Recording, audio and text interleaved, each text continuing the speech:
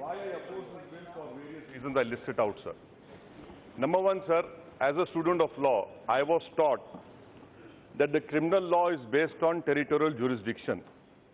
Now here, by bringing this bill, you are extending that territorial jurisdiction. The concept of universal jurisdiction, it does applies only in cases of crime against humanity or genocide. The classic case is of the case of Pinochet trial, which was held in UK.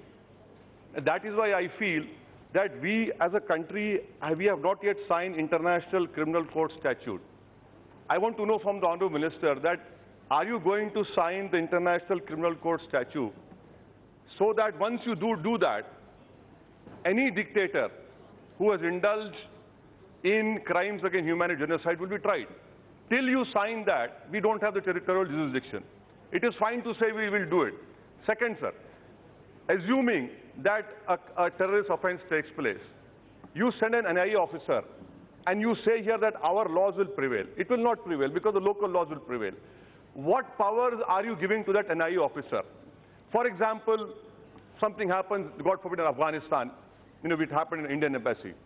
Will the Afghans allow it? No. Even Nepal will not allow you. The reason behind is that, do we have the diplomatic clout? Please don't compare ourselves with US and Israel. These are not, in true sense, democratic countries, sir. Thirdly, sir, this is my opinion. No. Are you so afraid of US? You can, I don't know. You love US so much. Good luck to you and Israel. I don't. Madam, sir, now here amendment to section, it talks about affecting the interests of India. What is that? Can you please define what is affecting the interests of India? In bill it cannot be so vague. Third point, sir. Now you say this affecting the interests of India, you are creating a device for yourself to even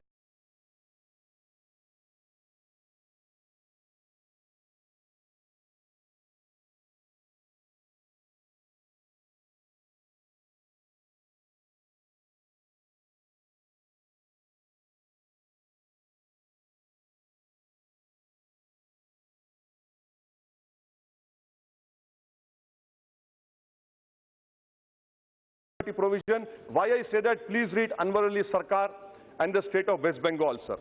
Fourth point, sir. Does the NIA have special investigative techniques? And if those investigative techniques, do they have the legislative approval and sanction? No.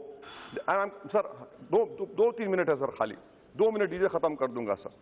Sir, now, in administrative and constitutional law, sir, we follow the rule that any power is coupled with the responsibility. May I know from the Honourable Minister, now what is the responsibility of his government towards the victims? I can quote you numerous examples. Samjhota blast, the judge said that the NIA could not even produce the CCTV footage of the Delhi railway station. Can I know from the Honourable Minister that will his government issue a letter of apology to the Malegaon 1 accused who were exonerated by courts of law?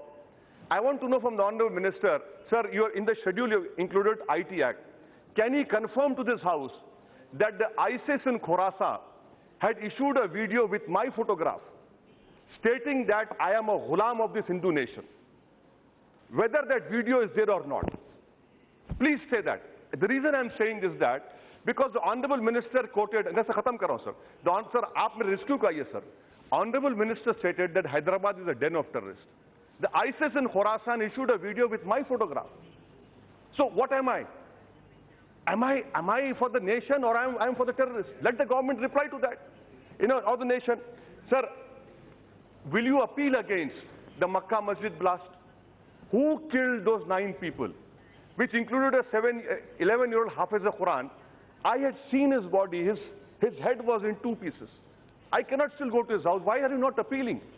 Do you have a firm resolve against terrorism? Why are you not appealing against the Makkah Masjid blast? Who's responsible? Where is the accountability? Who's responsible for 66 people who died in Samjhota blast? Why are you not appealing?